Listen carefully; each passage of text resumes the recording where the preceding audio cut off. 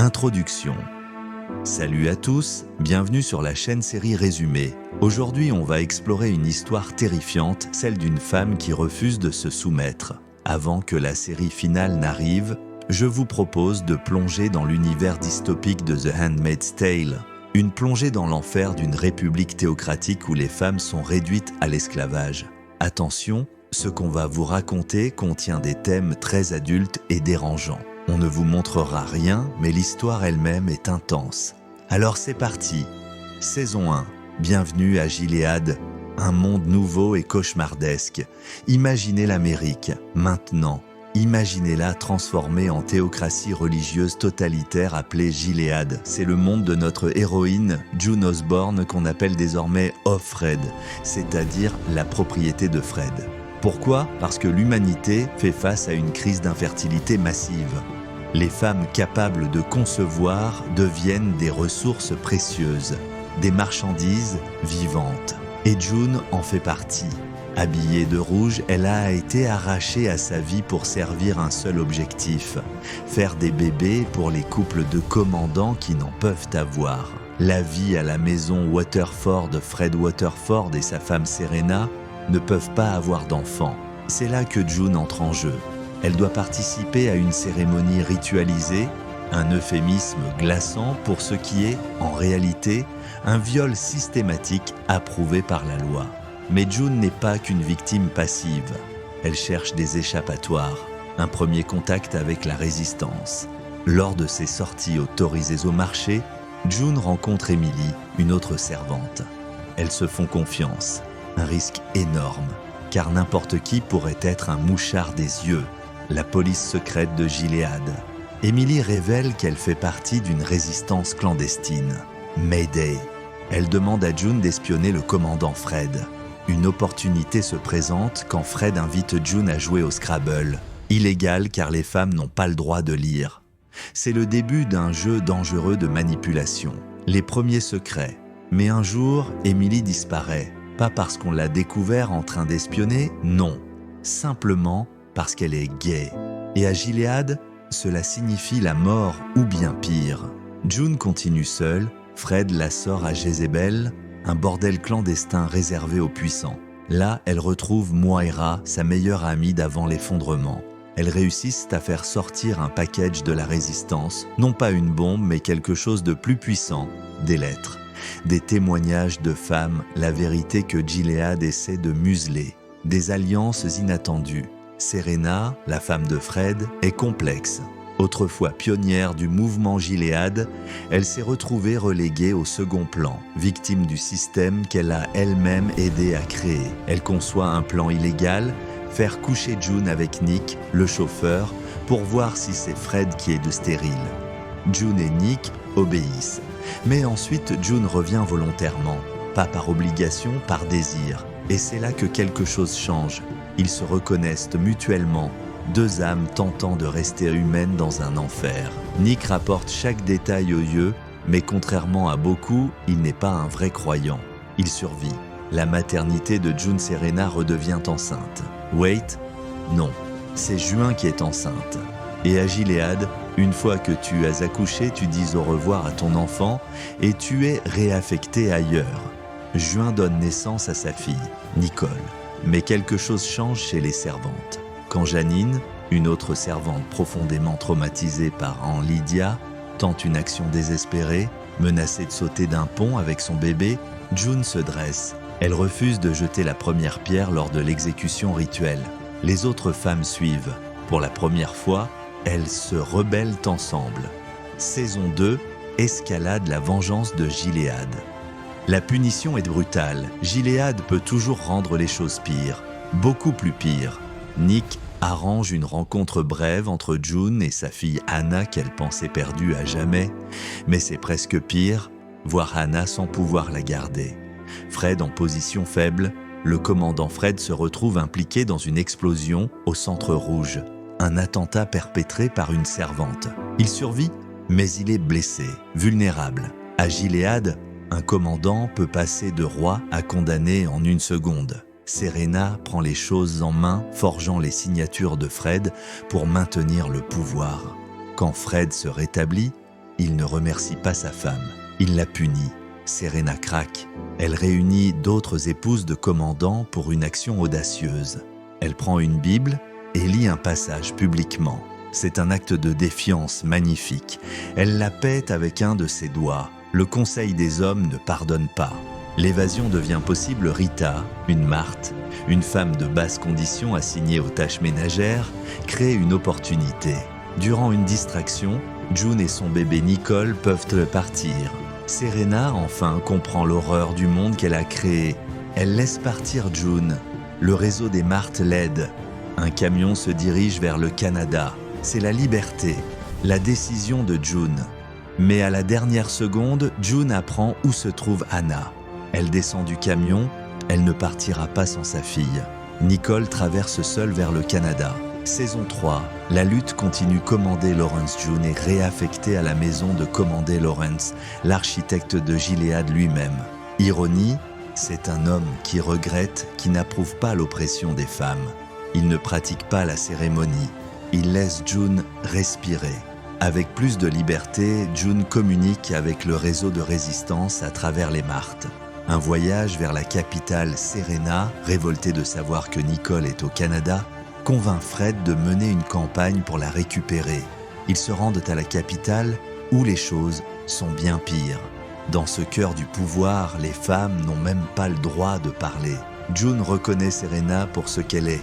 Elle ne changera jamais. Serena veut vraiment Anna et Nicole de retour, peu importe le monde dans lequel elles grandiront. Nick, le commandant Nick, a grandi dans les rangs. Il est devenu commandant lui-même et a été stationné à la capitale. June et Nick se retrouvent, un moment de tendresse volée. Mais il est rappelé au front de Chicago, envoyé pour écraser la rébellion.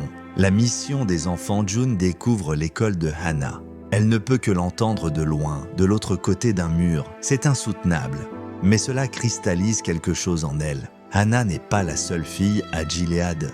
Toutes les servantes ont des enfants quelque part. À travers le réseau des Marthe, June lance une opération massive. Trouver des couples prêts à aider. Les oui arrivent comme des petits gâteaux. 52 familles participent. Elle retourne à Jézabel pour convaincre le barman de charger des enfants sur le prochain vol de ravitaillement de la résistance. Commandé Winslow la reconnaît. Il veut d'elle. June refuse. Et pour la première fois, elle se bat réellement. Elle le tue avec un stylo. Le complot de Serena découvre que Fred gardait Nicole au Canada pour sa valeur politique. Elle enrage. Elle contacte la CIA. Elle donnera à Fred en échange de l'asile au Canada et des droits de visite pour Nicole. La nuit de l'opération, la nuit du grand plan, les Marthe amènent les enfants à la maison de Lawrence. Ils traversent les bois, atteignent l'aéroport. Mais il y a des gardes. June crée une distraction. Les femmes jettent des pierres, l'avion décolle. Plus de 50 enfants sauvés. Luc, au Canada, reçoit les nouvelles. Sa fille sera bientôt avec lui, mais pas sa femme. June a choisi de rester en arrière. Saison 4, les conséquences, la cavale. Une douzaine de servantes sont maintenant recherchées. Elles se retrouvent dans une maison sûre, propriété de Commander Keyes. Sa jeune femme, Madame Keyes, se lie d'amitié avec elle. Elle aussi a été violée par son mari et les gardes. Elle comprend, June concocte un plan, empoisonner les commandants militaires de haut rang lors d'une fête. Madame Keyes prépare le poison à partir de baisse toxiques. Ça marche. L'arrivée de Nick. Mais les yeux arrivent, et celui qui les dirige, Nick. En tant que commandant, il est allé loin. Il ne peut pas arrêter ce qui se passe, mais il essaie de protéger June. La torture. June est arrêtée, amenée à la prison secrète. Lydia l'y attend furieuse. Puis ils sortent Anna, la petite Anna maintenant grande et qui a presque oublié sa mère. Elle a peur de cette femme en rouge qui pleure.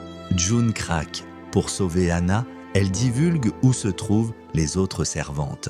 Nick arrange un rendez-vous. June s'échappe avec les filles. Ils tentent de franchir une barrière de chemin de fer, trop tard. Un train les frappe. Seulement June et Janine survivent. Chicago. Elles font leur chemin jusqu'à la ligne de front de Chicago où la rébellion fait rage. Juin peut enfin combattre directement. commandé Lawrence, négocie un cessez-le-feu pour permettre l'arrivée d'aide humanitaire. Mais avant cela, Gilead lance un dernier bombardement. June survit, l'aide arrive, et là c'est Moira. June a finalement quitté Gilead, elle est libre. Saison 5, le Reckoning, la réunion. Au Canada, June retrouve Luke, son mari. Il la serre dans ses bras. Nicole, sa fille, court vers elle. Pour la première fois depuis des années, elle est vraiment libre. Janine, elle, a été capturée. Elle retourne à Gilead, devenant à nouveau servante.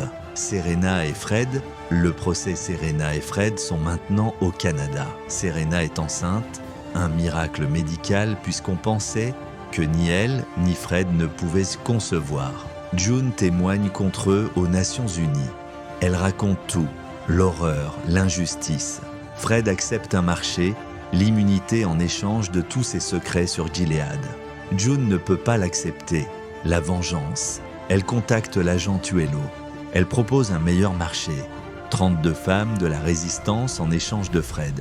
Plus de vies sauvées qu'une seule confession. Le Gilead veut Fred de retour avant qu'il n'en dise davantage. C'est un deal. Nick amène Fred en forêt, mais pas pour le tuer lui-même. June arrive avec les femmes du groupe de soutien. Et elles le battent. Joint de ses propres mains, déchire l'homme qui l'a violé pendant des années. C'est la vengeance, c'est viscéral, c'est humain. Après la mort, Luke comprend qu'elle a tué. Il la soutient quand même. Ils se reconnaissent l'un l'autre. L'amour réapparaît. Serena est dévastée par la mort de Fred, malgré tout. Elle reçoit un doigt coupé avec un message de June. Elle riposte. Elle retourne à Gilead pour l'enterrement de Fred, télévisé en grande pompe, et elle prend Hannah sous sa garde. Serena gagne. Pour maintenant, les nouveaux choix, Serena reçoit une offre, la citoyenneté américaine, la vie de réfugié. Elle refuse. Elle accepte un poste au centre d'information de Gilead au Canada, devenant le visage de la propagande Gilead.